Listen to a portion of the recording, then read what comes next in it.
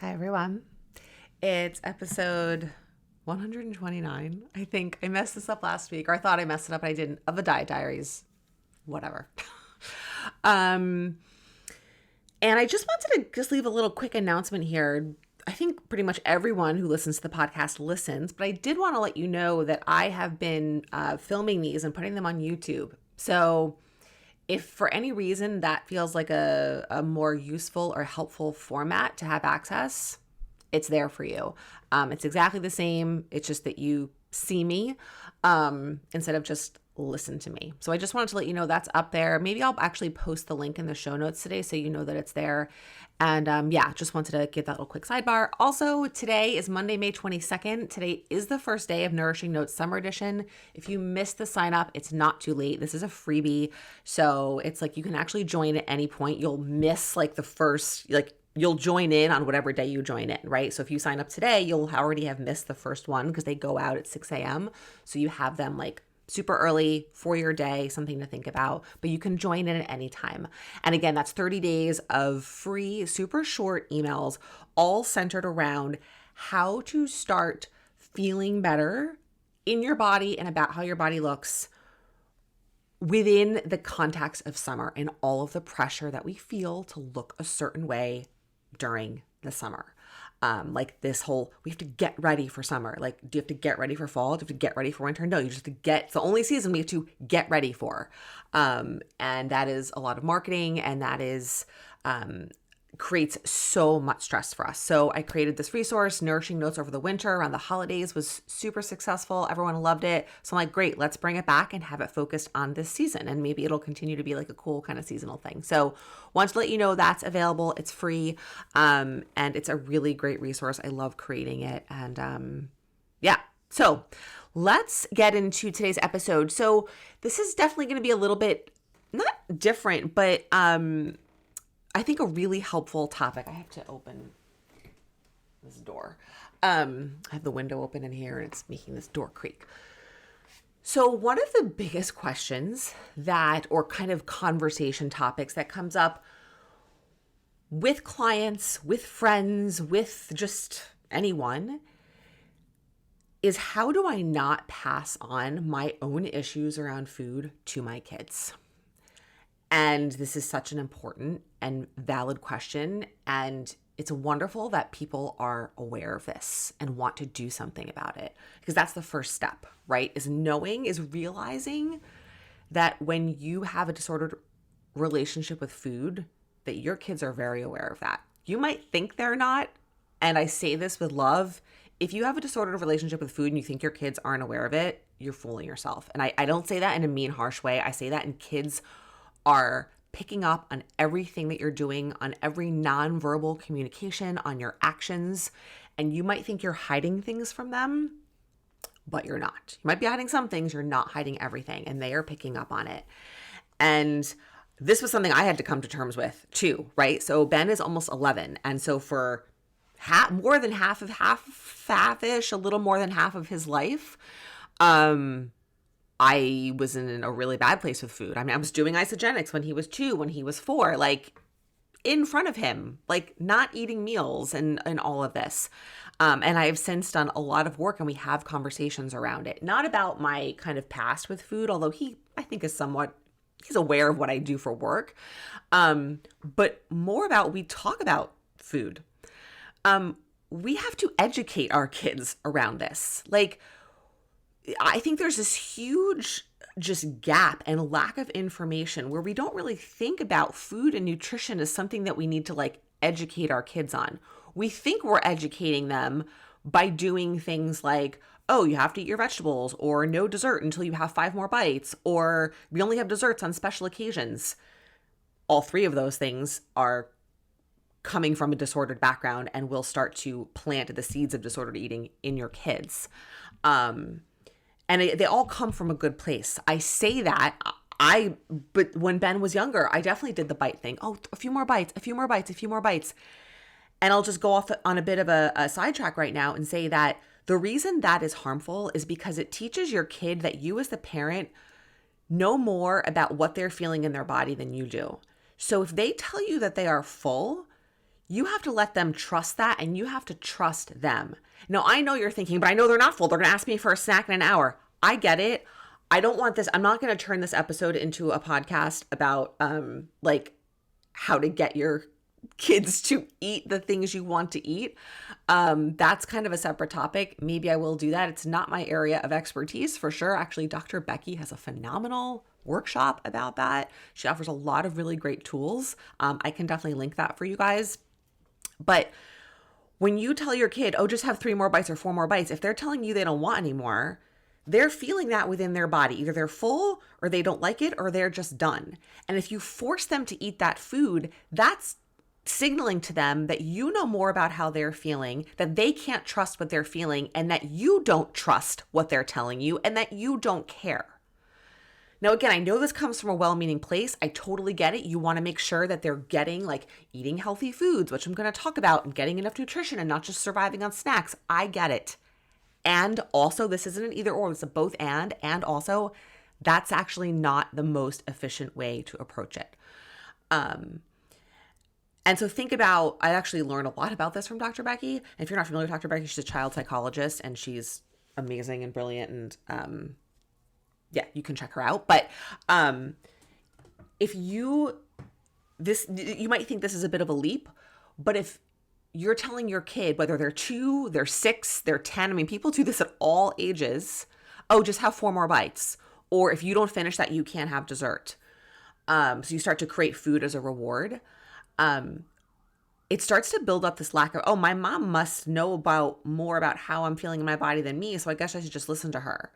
Well, then how does that translate when kids are out with their friends and they're older and their kids are, and they're doing things, and your kid might sense like, this isn't right, but everyone else is doing, and they're telling me it's okay, so I guess it's okay, right? Like these, I'm going to call them like, they're not lessons, these ways that we communicate with our kids and how we interact with them around building up their self-trust and their noticing their own signals coming from their own body translates into other things later in life that you're going to care a lot more about than food.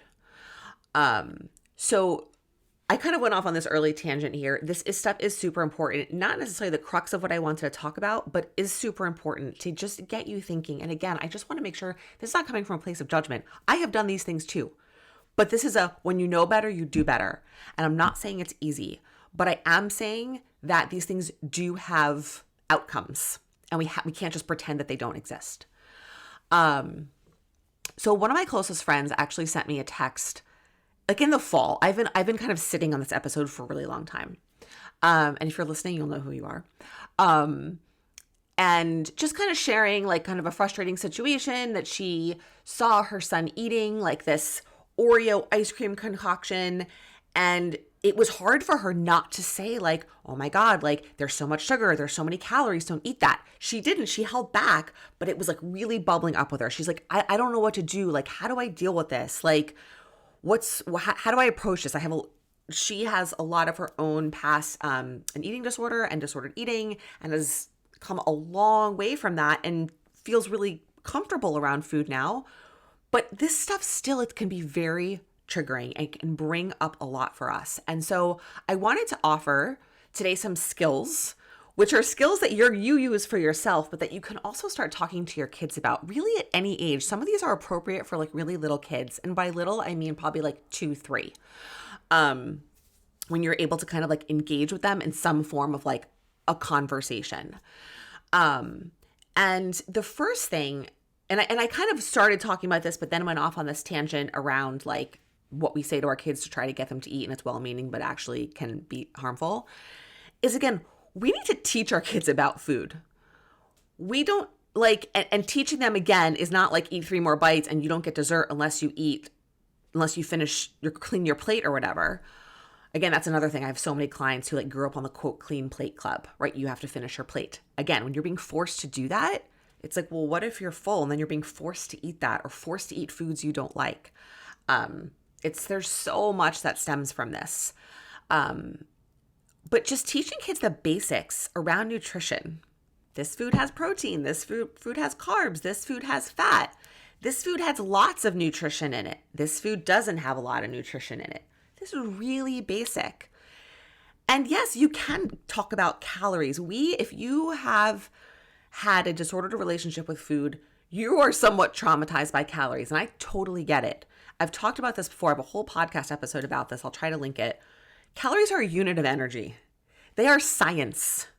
And we have to accept that they exist. Our bodies, our human bodies, evolved over millions of years to need calories to survive, right? We need to eat food to survive. It's obviously much more complex than that, but at a very kind of primitive primal level, we have to eat calories. It's perfectly fine for your kids to understand what calories are. What we don't want to do is start to place judgment on food because this food has more calories and this food has less calories, and the food that has less calories is better than the food that has more calories. That's where we start to get into that kind of messy territory. You just want your kids to understand calories are a unit of energy. Our bodies need energy to grow and thrive and be happy and be strong. And it can be that simple. And we can get calories from really nutritious foods, and we can also get calories from less nutritious foods, and they both have a place. And right, there's no judgment here on good or bad. You're approaching this from a very objective, factual place. And you can just talk to your kids about this, like while you're cooking dinner or while you're getting takeout or while you're getting fast food, right? This isn't like we have to have like a really healthy meal in order to talk about this. No, you can talk about this at any time. And that kind of leads me into two of the most useful, I think, I'm just going to say useful skills around this. And again, these are skills for you too. Moms, aunts, grandmas, mother-like figures. If you have a kid in your life, this is relevant to you. Foods have jobs. You've heard me talk about this before. These are not skills specific to kids, but they are appropriate for kids. Some skills are just, it's beyond them. This is not. Foods have jobs, right? We got to choose the right food for the right job. When you are hungry, that's the job. We got to fill hunger. We need foods that are going to fill hunger. What foods fill hunger? Proteins, carbs with lots of fiber, and nutritious fats. They're going to fill hunger. What's not going to fill hunger? Less nutritious foods like cookies, chips, pretzels, snacky type foods are not going to fill hunger. Those have a different role. Very simple. And if you want kind of a snacky type food, let's say you like really want something sweet, like you want dessert, and you try to have something that doesn't fit that job, like a lot of times we will think, oh, have like a quote healthy dessert and have a piece of fruit. Well, if you really want like chocolate or a cookie, that fruit's not going to do the job, and this will show up, right? So then you're choosing a food that's meant for another job, right? An apple can sometimes, it definitely, is sweet and crunchy, but if you really want dessert, you don't want an apple, right? You want a brownie or a cookie or ice cream or cake or whatever it is. Got to choose the right food for the right job. It's not about foods being good or bad. It's not even about foods being healthy or unhealthy. It's about matching up the right food for the right job. Just like you wouldn't hire someone who didn't have the qualifications to do a job that you needed to at your company, you wouldn't pick a food that didn't have those qualifications to do that job. You're going to end up in a shitty situation. Okay? I think I love this analogy. It is, I think, so useful, and I think it's such an easy thing to explain to kids. And you can be working on that too as you explain it to them. You can even share like, you know what? I'm learning how to think about food like in this new way, and it's kind of fun, and I thought I would share it with you. Like, it can be really simple. You don't have to be like a pro at it. You're a parent just figuring it out, right? This isn't in the parent handbook that they didn't give you at the hospital. And the second skill around this is, and I kind of just mentioned this, is not using the words healthy and unhealthy around food. Because that is a very reductionist view, and it doesn't take into consideration that health is not just about the types of foods that we eat. Health is a 360-degree experience of kind of being alive. And you can eat non-nutritious foods and be a healthy person. In fact, most people need to eat non-nutritious foods in order to be healthy. Otherwise, it's going to impact their mental health. So just simply starting to use the words, this food is really nutritious or has a lot of nutrition. This food is less nutritious or doesn't have a lot of nutrition, instead of healthy or unhealthy. It's very simple. And that will start to change the way that you think about food for sure. It will start to give your kids a different framework. Eating a candy bar isn't inherently unhealthy. It doesn't have nutrition in it. If you're choosing that food for the right job, that's healthy. That's a healthy behavior. If you think that candy bars are bad or they are junk food, that's another term that has a lot of connotations associated with it. Then you think about it as being bad. There starts to be guilt. Kids don't, when kids like steal or sneak food, they're not sneaking like broccoli and fruit and, carrots. They're sneaking the less nutritious stuff, the stuff that we've labeled as junk food or as bad or only for special occasions, the stuff we have put scarcity around. So starting to just, as we look at food, some foods are really nutritious, some foods are not. That's it. Start to talk about food in that way. Not, oh, this is really healthy and that's really unhealthy, because you can eat foods that we traditionally think of as unhealthy that are actually just not nutritious, and they can be healthy. Again, like, here's like a great example. It's your kid's birthday and you have kind of always treated desserts as like a special occasion, right? Or we only have desserts on the weekends, or we only have desserts on birthdays, right? So on that day, you let your kid have cake because it's their birthday. So I think I'm like losing my train of thought in explaining this. Sorry, guys. But you've labeled that food unhealthy. On that day, you let them have this unhealthy food. But every other day, right, they're not allowed to have it. So it starts to bring up, well, is this a bad food that I'm only allowed to have it today? It's this bad thing and mommy's letting me have this bad thing today just because it's my birthday?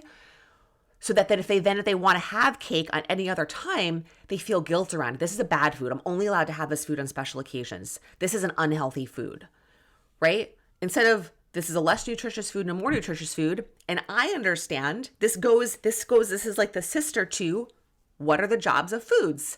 Nutritious foods do the job of filling hunger and being most of what I eat because I want to be strong and I want to grow and I want to feel good in my body. And less nutritious foods are fun foods when I want to have dessert or, after a meal, or, sometimes I'm just in the mood for something like sweet or salty or crunchy or whatever it is, right? And again, these skills, there's definitely a spectrum with different age groups. As kids get older and they have more awareness around food, some of these things, you can definitely talk about the jobs of foods. And I think you can talk about nutritious versus and non-nutritious. Just start using that language around your littler kids. As kids get older, 6, 7, 8, 9, 10, and then certainly once they're into tweens, they're already exposed to all of this, right? These conversations can become more nuanced. So obviously use your judgment about like where your kid's brain is at and what they can understand. But keep in mind that outside of your home, they are hearing all the things I'm talking about. And again, at school, it's coming well-meaning. If they go to friends' houses, they're going to hear things like I've had friends of Ben's come over who aren't allowed to have sweets in their house, and they have raided our pantry. It has happened many times. Many times. So if you are withholding sweets from your kids at home for well-intentioned reasons, again, I'm not saying this with judgment, just know that they're going to go somewhere else and they're going to find it. And it starts to create this really all or nothing relationship. I'm not allowed to have this at home, so I have to eat as much of it as I can when my mom isn't around. So giving your kids access to these foods on a regular basis is super important. It is, I think, one of the most important things that you can do. Doesn't have to be everything, doesn't have to be every variety of non-nutritious food under the sun, but some things, a couple of things, giving your kids access to those things so that they don't think it's only for special occasions, that they don't think that I can only get this when I go to a friend's house, or I can only eat this when my mom isn't around or when my mom doesn't know, right? Think about the relationship that starts to build, like the lack of trust there in themselves, and then how they feel, essentially like lying to you as the mom. That's going to feel really crappy for them too.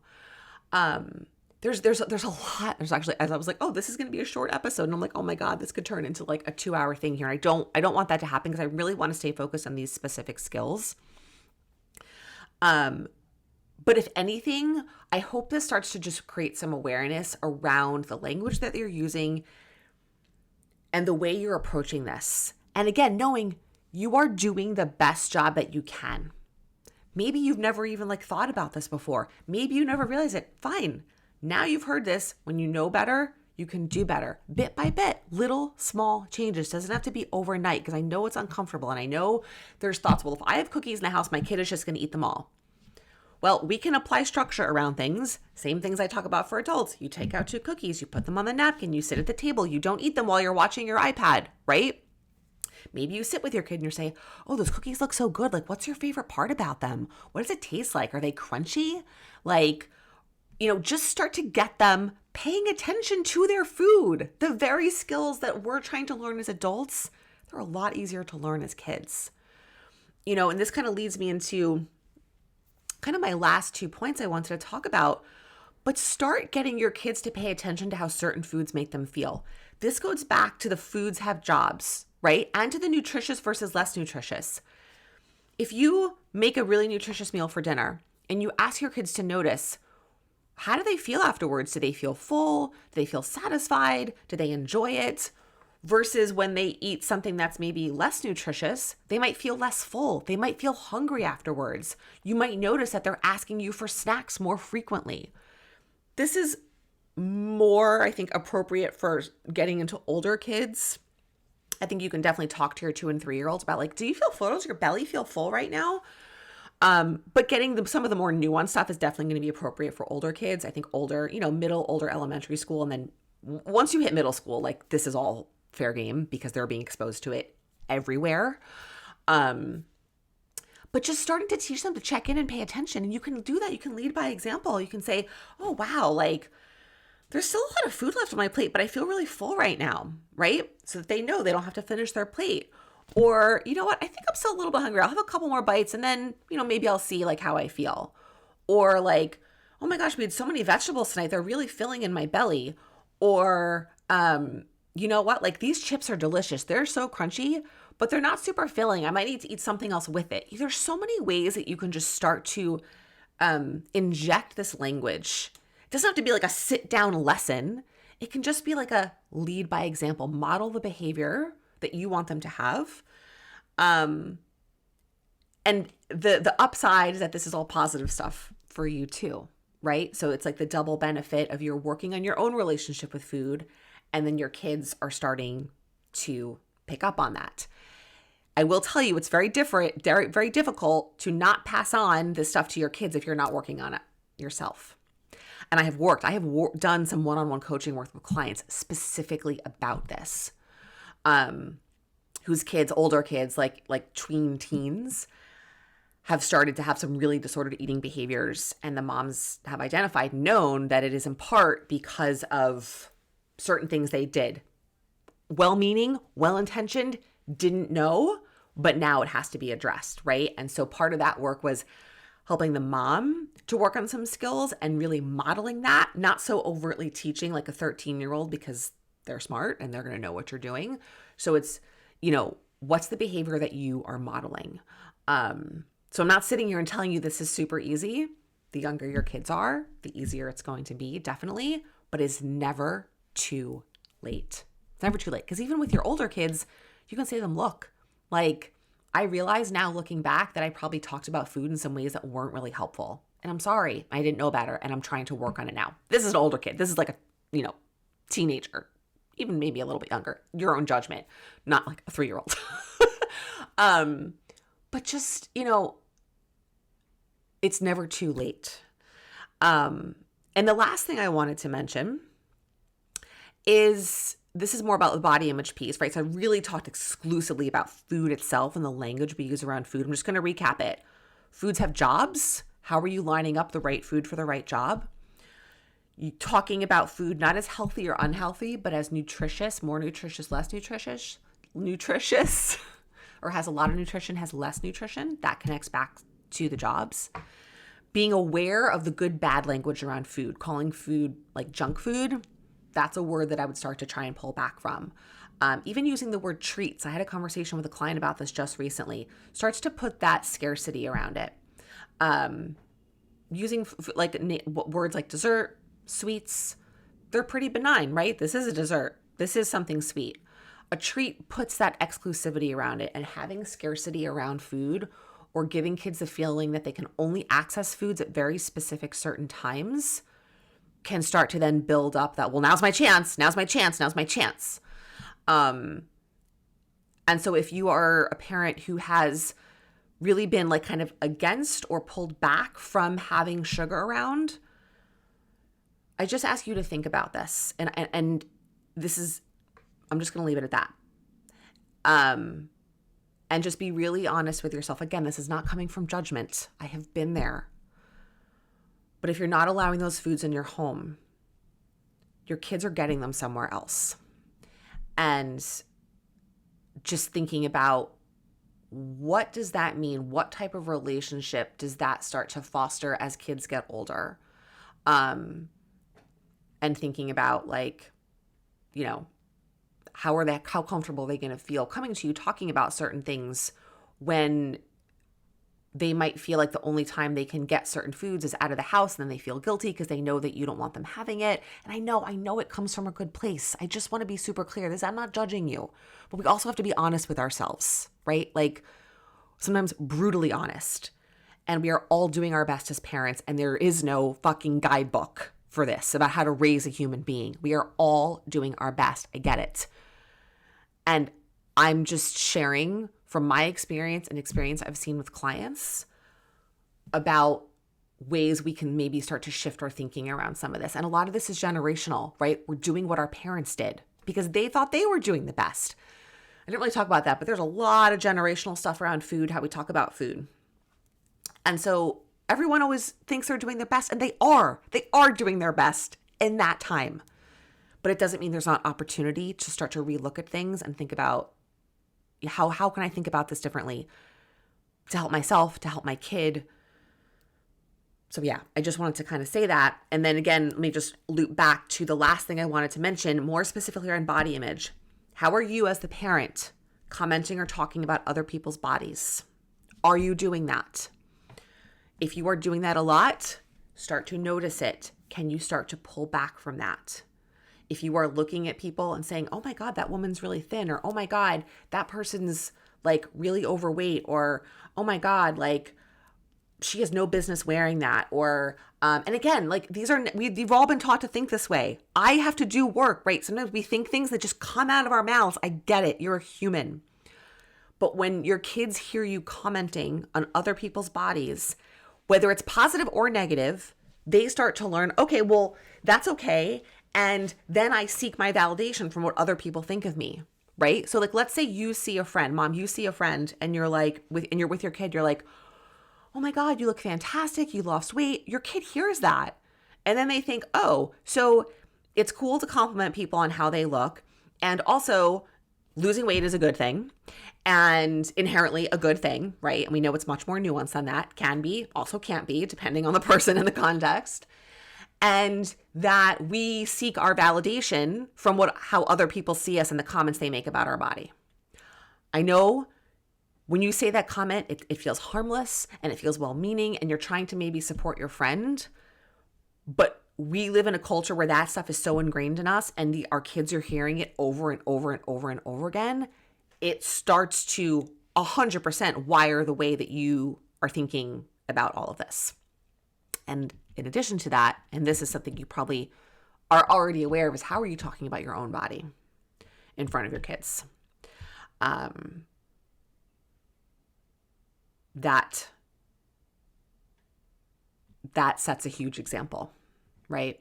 And I know it's so hard. Working on body image is really challenging and needs a lot of skills. I'm just asking you to start to notice and be aware, right? And it just kind of comes back to one of the most helpful body image skills, because this is universal for everyone. You would never want your kid to talk to themselves the way that you talk to yourself about your body, right? That's universal. We all know that. And so that can become a really good check-in, right? I'm not saying you're not going to have those thoughts, but be aware of how you are voicing them out loud. We're coming into summer right now. Be aware of how you're talking about your body in a bathing suit, on a beach, your cellulite, how your thighs move, what your belly looks like. Be aware of how you are talking about that. And this is not just about girls. This is about boys too. A, boys have body image issues. And B, boys then learn to see girls in that way if they're hearing that from the parents, right? This is very complex. This is multi-layered, right? We are teaching our kids how to interact, how to see other people with the way that we see ourselves and talk about ourselves. So if I'm constantly talking about like, oh my God, like I look disgusting, my thighs are covered in cellulite, my belly is gross, I can't wear a bathing suit, and Ben hears me say that, then that impacts the way that he sees other people's bodies and the judgment that he then puts on them, right? This isn't about just having a daughter and wanting her not to feel this way about herself. This is also about, even though body image issues can be very different between men and women, this also then impacts how our kids see other people. And this is, I'm not talking about like boys liking girls and heterosexual relationships. This is just about like respect for other human beings, right? This doesn't have to be about anything like relationships or sexually related at all. Because women do this to each other as friends. It doesn't, we don't have to like, I'm probably overcomplicating it by even mentioning it, but sometimes I feel like I need to like cover all my bases with things. Anyway, this got a little longer than I anticipated because it turned out to be a much more complex topic as I started bringing it up. I hope this gives you some food for thought. I hope this gives you some specific skills, especially around food, to start slowly incorporating around your kids, and gives you some awareness around the body image piece. Can you start to pull back from voicing some of these things? The thoughts are going to be in your head, right? That's a whole other topic. How do we deal with that?